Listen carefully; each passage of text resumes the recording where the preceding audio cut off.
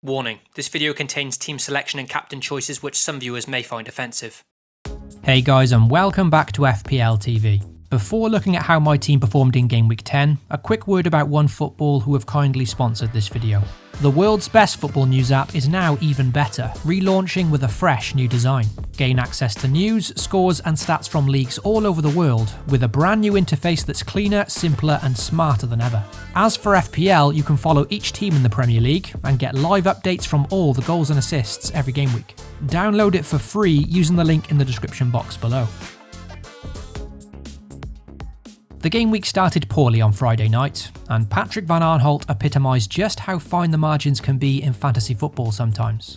Roughly 85 minutes into the game, the Palace defender was on a clean sheet, full bonus points, and to my delight was also put through on goal. He then squandered that chance, and Palace went on to concede 2 goals in the dying minutes. So he went from a potential 15-pointer to 1 single point in the blink of an eye. So close but yet so far. Palace do face West Brom next, so it's likely I'll give him that game to prove his worth. It was Ben Chilwell that was once again the reliable source of points in defence, with Chelsea now making it 4 clean sheets in 5 games. A very impressive record. Vladimir Kufal also made his debut for me last week, and that was due to him being automatically subbed in for Cancelo, who was frustratingly subject to Pep rotation against Burnley. The main bulk of my points last week came from midfield, with the talismanic figures of De Bruyne, Jack Grealish and Bruno Fernandes all returning 10 points apiece. A great return, with only my differential Hakim Ziyech the real letdown here. That's now 2 blanks in 2 for the Moroccan in my side, but with him getting rested in the Champions League in midweek, I'll probably give him the home game against Leeds next and see how he performs. When I wildcarded 2 game weeks back, I included Jamie Vardy in the squad specifically to hand him the armband against Fulham.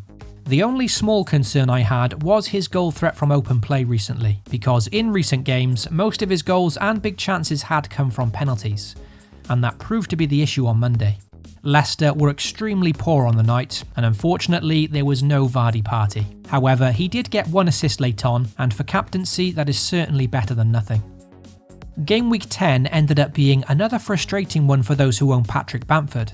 Yet again he put in a very lively display and along with Leeds had plenty of chances, but unfortunately just wasn't clinical enough on the day. Because of the amount of chances he's getting though, and with an improved run of fixtures coming up soon for Leeds, I still think he can be a snip at 6.1 million and I'm happy to have him in the squad. So for game week 10, it was an unspectacular but very decent 58 points. And with the average being a fairly low 44, I consider this to be a very solid game week. After treading water in the previous game week, 58 points in game week 10 was enough to give me a healthy green arrow of around 400,000 places, and I now sit at 1.8 million. Still poor, but at least some decent progress. So let's move on to game week 11 now and see how the team is currently lining up. Also, if you enjoy the content here at FPL TV, then please consider dropping a like and most importantly getting subscribed. You can also hit the notification bell so you always know when a new video goes live. After this fairly decent game week 10 and having recently wildcarded, I was heading into game week 11 in very good shape, especially with 2 free transfers available this week and I was happy with the bulk of my team. However, as I'm sure you all know by now, a big curveball has been thrown our way, with the Aston Villa fixture against Newcastle now being postponed and leaving us managers with those players at a huge disadvantage.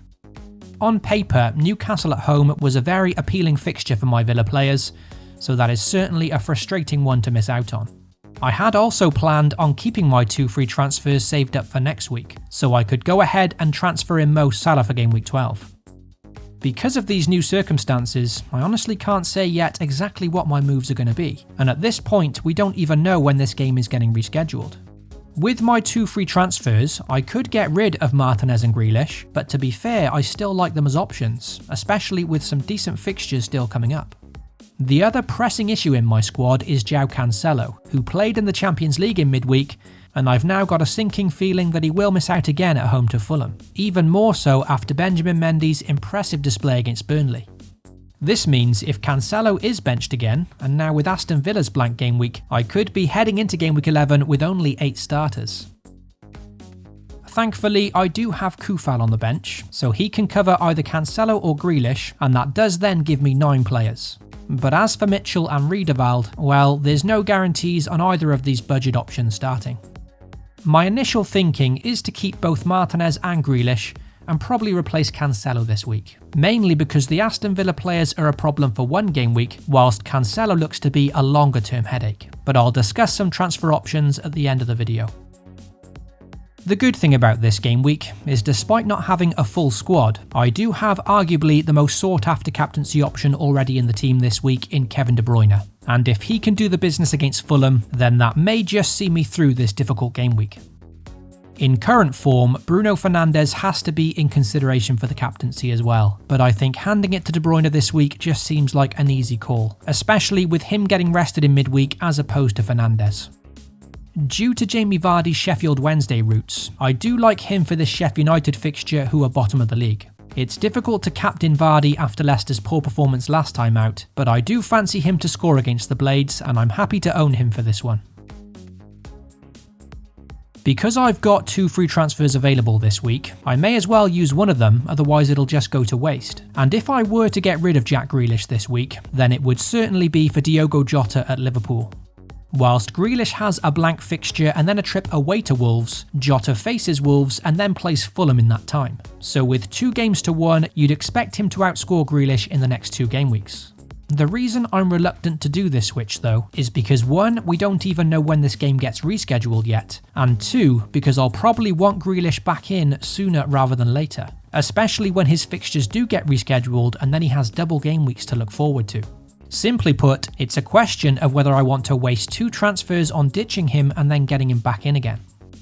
As for Martinez in goal, well, Villa haven't been that good defensively of late, so this could be a rare chance to change my goalkeeper. If I were to do this, then it's likely I'd go cheaper and move back to McCarthy at Southampton, although the Leeds goalkeeper Meslier would also be a consideration. After this potential blank game week though, Villa then face Wolves, Burnley, West Brom and Palace, 4 teams that all aren't scoring particularly heavy this season. The likelihood is, if I transfer Martinez out this week, then I'll probably only gain 2 points from it. So I may just persevere through game week 11 without a goalkeeper and keep Martinez for these nice fixtures and potential double game weeks. As mentioned, Cancelo looks to be the longer term headache, so he's the one I'll probably get rid of this week. It is frustrating because I really fancied a clean sheet last week at home to Burnley, and I also fancy another one for City at home to Fulham, so it's annoying that he might miss out on these points. I could chance it and hope he plays, but as mentioned earlier, I don't have much coverage on the bench, and if he doesn't feature, then I've only got Mitchell or Riedewald to come in. For this reason, I may get rid of Cancelo for a player that at least I know is going to start. The difficulty with City is rotation, and even if I swapped Cancelo for Ruben Diaz this week, well, he played in the Champions League as well, and after playing a lot of football recently, he could too be due a rest in this one. If I could afford Kyle Walker, then I'd probably opt for him, but at 6.2 million, it's very expensive and difficult to make the upgrade. The player that I'm leaning towards bringing in for Cancelo is Reece James at Chelsea, to double up on currently the league's best defence. Despite not having the best fixtures, both Chilwell and Reece James have shown excellent attacking threat in recent weeks, and notably they were both rested during the Champions League game on Wednesday. At just 5.1 million, James looks to be superb value this season, so Cancelo to him could be my free transfer for Game Week 11.